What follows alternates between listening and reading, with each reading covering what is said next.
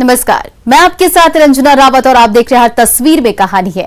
और पहली तस्वीर आपको बगहा की दिखाएंगे। बगहा की सड़क पर जब बारात निकली तभी गंडक के पानी में ऐसा उफान आया कि पूरी सड़क डूब गई।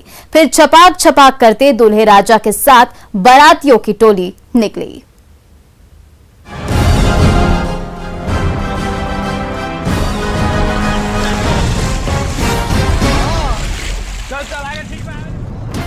न बैंड बाजा है, न कोई चमक दमक और न सजी धजी गाड़ी।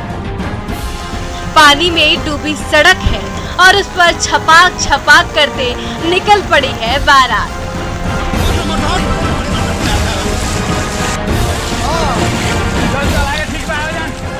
ये नजारा है रामनगर के बभनी गांव का।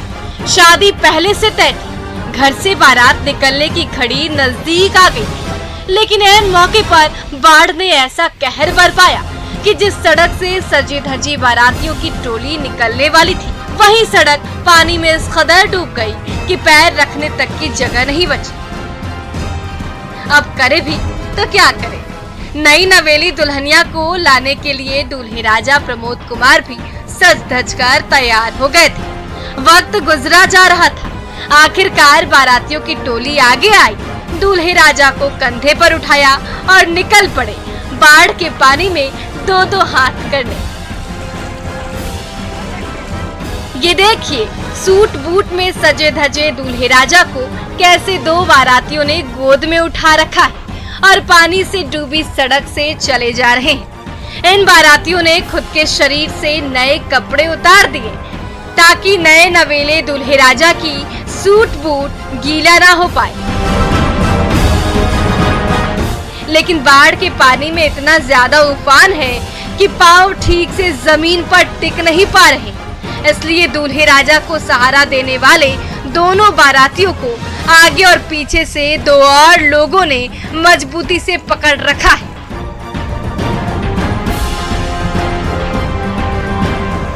तो कुछ बाराती आगे आगे चल रहे हैं ताकि पानी में डूबी सड़क और गड्ढों का अता पता लेते रहे, और जैसे ही दूल्हे राजा की टोली वहां पहुंचे, बाढ़ के पानी में छपाक होने से बच जाए। मुन्ना राज, न्यूज़ 18, बगहा। बगहा नवादा में मानसून की मार से नदियों में ऐसा उफान मारा है कि सड़कों से गुजर रही गाड़ियां पानी में डूब गई। काफी मुश्किल से यात्रियों की जान बच सकी।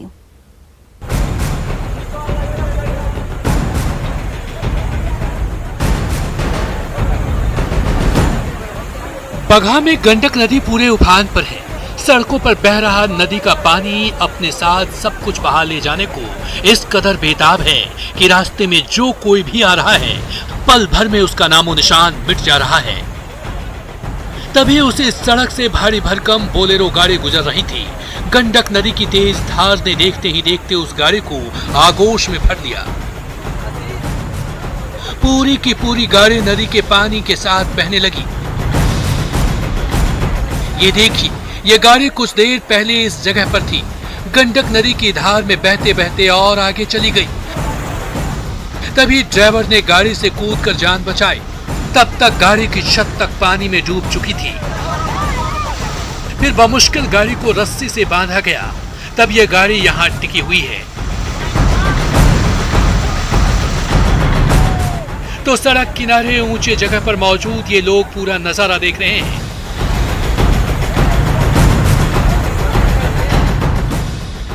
मॉनसून बारिश में नवादा की तिलैया नदी भी उफान पर है। देखते ही देखते पूरी की पूरी सड़क तिलैया नदी के पानी में डूब गई। तभी नैनो गांव के पास से गुजर रही एक कार नदी के पानी के साथ बहने लगी। कार पर सवार यात्रियों ने हो हल्ला मचाया। पास के गांव के ट्रैक्टर को बुलाया गया। ट्रैक्टर के पिछले हिस्से को कार के अगले हिस्से से रस्सी के जरिए बांधा गया। फिर ट्रैक्टर से पूरा जोर लगाया और पानी में डूबी कार धीरे धीरे बाहर निकली। ये तो गनीमत थी कि ट्रैक्टर का ड्राइवर समय रहते पहुंच गया, वरना थोड़ी देर हो जाती और तिलैया नदी का पानी और बढ़ जाता तो सोचिए इस कार का क्या हाल होता। न्यूज़ 18 के लिए बगहा से मुन्ना राज के साथ नवादा से अनिल विशाल की रिपोर्ट। दरभंगा में निर्माणाधीन यात्री शेड देखते ही देखते ढह गया।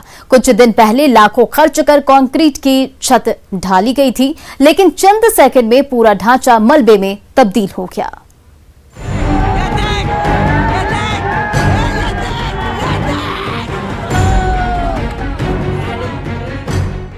खिरमा बाजार की सड़क के किनारे नए नवेले यात्री शेड का निर्माणाधीन ढांचा बांस और बल्लों के सहारे अभी खड़ा ही हुआ है, लेकिन ये क्या, कंक्रीट का मजबूत खंभा अभी से ही झुकने लगा है।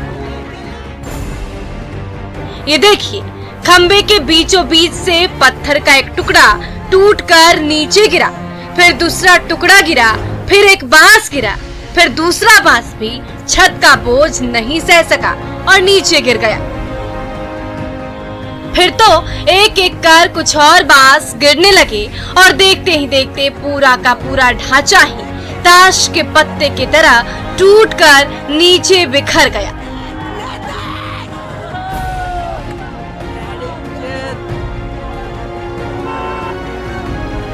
टीवी स्क्रीन पर एक बार फिर से देखिए पूरी घटना। ये देखिए, पहले पत्थर का टुकड़ा गिरा, फिर एक बांस छिटक कर गिरा, फिर दूसरा बांस भी धराशायी हुआ। इसके बाद तो पतझड़ की तरह एक एक कर कई और बांस नीचे गिरते चले गए और उसके सहारे खड़ी यात्री शेड की पूरी छत और चारों खंभे भरभरा कर जमींदोज हो गए और सारा मलबा सड़क के पीछे जलकुंभी से भरे तालाब में समा गया। तो इस घटना को देखने के लिए खिरमा बाजार के बाशिंदों की भारी भीड़ उमड़ पड़ी। कुछ दिन पहले ही सीमेंट और पत्थरों के गीले मिश्रण से यात्री शेड की नींव के साथ साथ चारों खंबे और ऊपर की छत की ढलाई की गई थी। कंस्ट्रक्शन अभी नया ही था, इसलिए ठोस होने तक कंक्रीट के ढांचे को बांस के ठूंठ का सहारा दिया गया था, ताकि यात्रियों को छांव देने के लिए बन रही शेड और उसके पिलर जब बुलंद हो जाए तो नीचे से बांस और बल्लों का सहारा हटा लिया जाए। लेकिन जब तक कंक्रीट का ढांचा बुलंद होता, उससे पहले ही सीमेंट का शेड और उसे सहारा देने के लिए खड़ा चारों खंभा देखते ही देखते भरभरा कर ऐसा ढह गया जैसे कंक्रीट का ढांचा ना हो, ताश का पत्ता हो। ये देखिए, पल भर में कैसी पूरी की पूरी इमारत तालाब के पानी में डूब गई। तो इस घटना ने कंस्ट्रक्शन के नाम पर सरकारी रकम की मची लूट खसोट की भी पोल खोलकर रख दी है। विपिन दास, न्यूज़ 18 दरभंगा। इधर बक्सर में गंगा नदी की गहरी धारा में छोटे छोटे जानलेवा मौज मस्ती कर रहे हैं, लेकिन उनकी थोड़ी सी भी चूक जिंदगी पर भारी पड़ सकती है।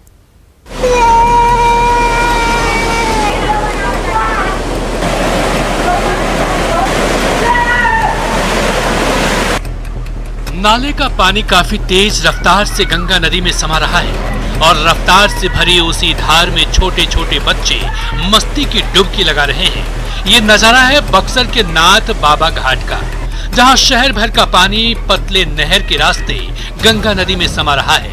इस पानी में इतनी गति है कि पल भर में कई लीटर पानी गंगा नदी की विशाल जलधारा में समा रही है। उसी गतिशील पानी में मौज मस्ती कर रहे इन नौनिहालों की जान जोखिम में पड़ सकती है। ये देखिए, ये नहर कितना गहरा है। उसके रास्ते से लगातार सैकड़ों लीटर पानी बहते हुए गंगा नदी में मिलता जा रहा है। पानी की उसी धार के बीचों बीच बच्चों की धमा चौकड़े थमने का नाम नहीं ले रही है। तो 10 फीट से भी ऊंची दीवार के किनारे मौजूद ये छोटे छोटे बच्चे नीचे पानी में मौज मस्ती कर रहे अपने साथियों के झुंड की अटखेलियों को निहारे जा रहे हैं। लेकिन जरा सोचिए, थोड़ी सी चूक हुई और इन मासूमों का पैर फिसला तो क्या होगा। बहुत खतरनाक है। अब बच्चे कूद रहे हैं, 10 या 15 फीट हाइट है। इसमें बच्चे फान कर नहा रहे हैं और इसमें खतरनाक होने की जगह से गंगा जी में बहकर चले जाएंगे तो कोई पता नहीं चलेगा। ये देखिए, ये बच्चा 10 फीट से भी ज्यादा ऊंचाई से लोहे और लकड़ी से बने ढांचे को पकड़कर नीचे पानी में उतरता जा रहा है। ये देखिए, हाथ और पांव के सहारा लेते हुए ये बच्चा नीचे उतरा और देखते ही देखते गंगा की धार में कूद पड़ा, जहां पहले से उनके कई और साथी धमा चौकड़ी कर रहे थे। लेकिन गंगा के पानी में इतना तेज करंट है कि उसमें टिके रहना आसान नहीं। फिर भी ये बच्चे जानलेवा हरकत करने से बाज नहीं आ रहे। आज तो थोड़ा कम है, आगे चलकर बहुत नहाते हैं इसमें। नहाते हैं, मछली मार रहा है। मछली भी मारते हैं। क्या मांग करेंगे प्रशासन? यही प्रशासन से मांग है कि इसको रोक लगाया जाए, बच्चों को मना किया जाए। आपकी जिंदगी आपके और आपके परिजनों के लिए बेशकीमती है, इसलिए न्यूज 18 की अपील है कि थोड़ी बहुत मौज मस्ती और रोमांच के लिए अपनी जान को इस कदर दांव पर मत लगाएं। पुष्पराज, न्यूज 18 बक्सर। इधर जमशेदपुर के टाटानगर रेलवे स्टेशन पर ट्रेन से उतरने से पहले छोटी बच्ची ट्रेन से नीचे रेलवे ट्रैक पर जा गिरी। तभी आरपीएफ की महिला जवान ने उसकी जान बचा ली।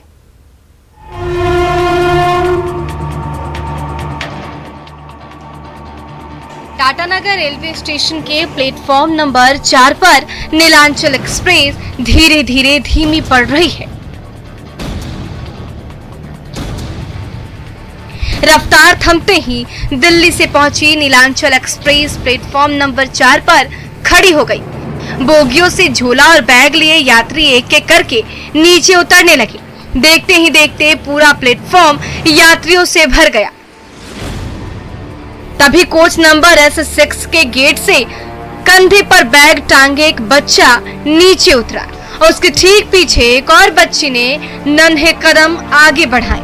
लेकिन ये क्या, कदम नीचे पड़ने से पहले ही वो बच्ची देखते ही देखते ट्रेन और प्लेटफॉर्म के बीच की खाली जगह से होते हुए नीचे रेलवे ट्रैक पर जा गिरी। फिर तो पूरे रेलवे स्टेशन में अफरा तफरी मच गई। यात्रियों की भारी भीड़ मौके पर जुट गई। बच्ची के परिजन बेहोश हो गए। तभी उस बोगी के पास से गुजर रही आरपीएफ की महिला सिपाही रिंकी कुमारी और एएसआई AK पांडे की नजर रेलवे ट्रैक पर गिरी बच्ची पर पड़ी। दोनों दौड़ पड़े और रेलवे ट्रैक पर गिरी बच्ची की ओर हाथ बढ़ाया। बोगी और प्लेटफॉर्म के बीच की जगह बेहद संकरी थी। नीचे गिरते हुए बच्ची को चोट भी लग गई थी। तो नीलांचल एक्सप्रेस का टाटानगर रेलवे स्टेशन पर ठहराव मुश्किल से 5 मिनट का था। एक एक पल गुजरता जा रहा था और बच्ची की हालत बिगड़ती जा रही थी। तभी आरपीएफ सिपाही रिंकी कुमारी ने बच्ची का हाथ पकड़ा और उसे मौत के मुंह से खींचकर बाहर निकाल लिया।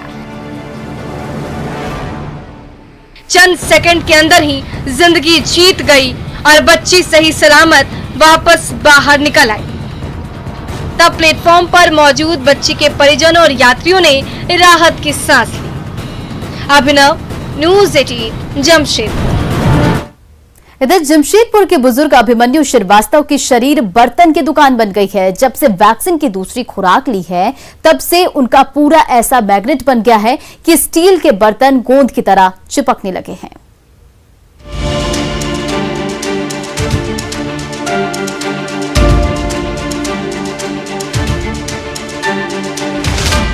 ये क्या गजब हो गया। बुजुर्गवार का पूरा शरीर ही बर्तन की दुकान बन गया है। पेट का हाल देखिए, एक साथ कई चम्मच लटक रहे हैं तो कहीं स्टील की डिब्बिया चिपकी हुई है। चम्मचों के बीचों बीच नुकीली ब्लेड भी चमक रही है। मानो शरीर ना हुआ कोई चुंबक हो। तभी तो शरीर का एक एक इंच चम्मचों से ढक गया। घर वाले भी हैरत में पड़ गए कि आखिर हुआ क्या है। चम्मचों का ये गुच्छा शरीर के ऊपरी चमड़े से इस कदर चिपक गया है कि जैसे गोंद लगा हो, लेकिन नहीं, ना कोई गोंद है और ना ही चुंबक।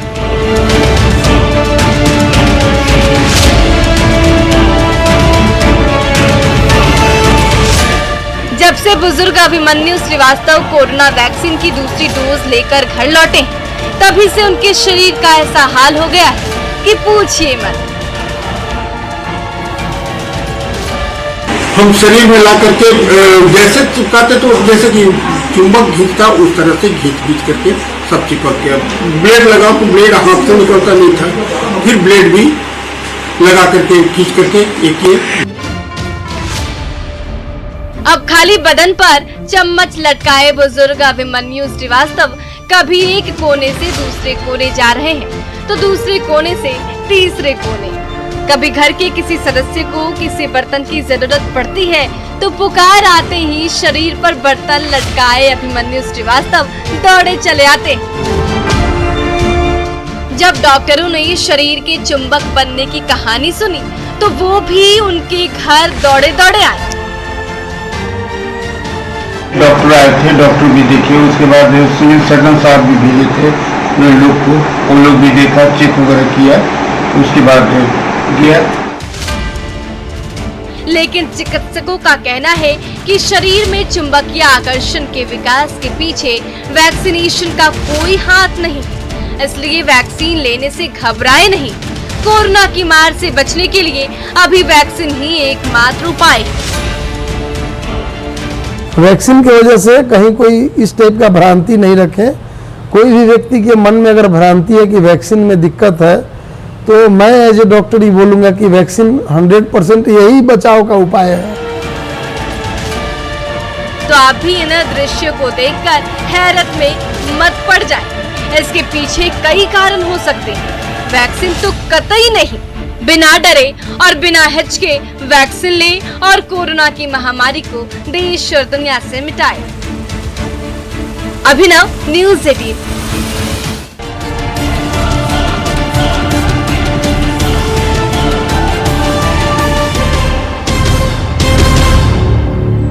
पटना एयरपोर्ट से हवाई उड़ान भरकर हवाई चप्पल पहने मजदूरों का जत्था काम पर लौटने लगा है। हवाई चप्पल वालों के हवाई सफर का पीएम का सपना साकार होने लगा है।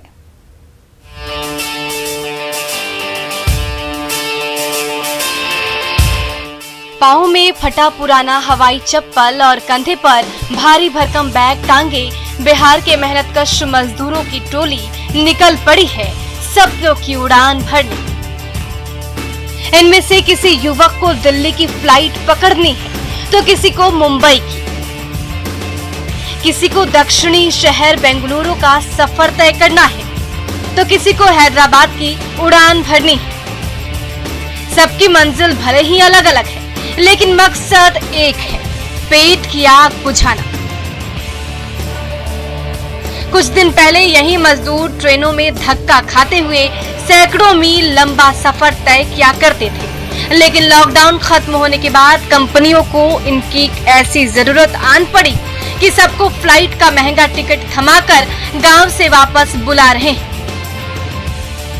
यहाँ से पटना से कहाँ जाना है? पटना से दिल्ली जाना है, दिल्ली से फिर ले, दिल्ली से ले जाएंगे। हाँ। ठीक है, हमेशा हवाई जहाज से आते जाते हैं? नहीं, हमेशा नहीं आते। अच्छा, अब की बार पहली बार जाए, अब की जा रहे हैं लॉकडाउन की वजह से। पूर्णिया के मजदूरों की ये टोली पटना एयरपोर्ट से फ्लाइट पकड़कर दिल्ली जा रही है। वहां से बसों पर बैठकर ये मजदूर लेह का सफर पूरा करेंगे, जहां एक कंस्ट्रक्शन कंपनी ने इन्हें बुलावा भेजा है। इसलिए अपने गांव और घर से निकलकर ये मजदूर रोजी रोटी की तलाश में लंबे सफर पर निकल पड़े हैं। ट्रेन और बसों से इतना लंबा सफर करने में कई दिन लग जाते हैं, लेकिन हवाई उड़ान ने इनकी मंजिल आसान कर दी है। कितना पैसा लग जाता है एयरपोर्ट पे? लगभग 8-9 हजार रुपये लग जाता है। पहुँच जाते हैं 8-9 हजार। तो हवाई जहाज से ही चलना सही लगता है? नहीं, ट्रेन में काफी टाइम लगता है। नहीं तो मैं तो क्या करा, पहली बार जा रहा हूँ। पीएम मोदी ने कभी कहा था कि हवाई चप्पल पहनने वाले भी हवाई उड़ान भर सकेंगे। पटना के जयप्रकाश नारायण हवाई अड्डे के बाहर अपनी उड़ान का इंतजार कर रहा हवाई चप्पल पहने मजदूरों का ये झुंड आज वही दावा हकीकत बनाता नजर आ रहा है। साकिब, न्यूज़ 18 पटना। तो फिलहाल इस बुलेटिन में इतना ही। बने रहिए न्यूज़ 18 बिहार झारखंड के साथ।